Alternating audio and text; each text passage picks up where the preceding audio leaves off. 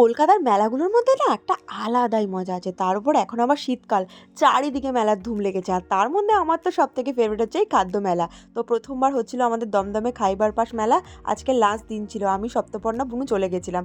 গিয়ে তো ১ম এই কাঠের চিরুনিটা কিনে ফেলেছি। বিভিন্ন জেলা থেকে বিভিন্ন রকম হস্তশিল্প এসেছিল। এখানে ছিল গয়নাগাটি, বিভিন্ন রকম সুন্দর, সুন্দর জামাকাপড়। আজকে লোকজনের সমাগমটা বেশিই ছিল। আর এখানে খুব সুন্দর করে নাচও হচ্ছিল। আমরা চলে গেলাম মেন খাবার গ্রাউন্ডে, যেখানে খুবই ফেমাস ফেমাস দোকানগুলো ছিল। প্রথমেই দেখলাম এই সুশির দোকানটা, যেটা মোটামুটি ২৫০ থেকে ৩৫০ মতো প্রাইস ছিল। আর এখানে ছিল তুর্কি আইসক্রিম। আর আমার না অনেক দিন ধরে ইচ্ছা ছিল ডি বাপির বিরিয়ানি খাবো, এত ক্রেজ শুনেছি।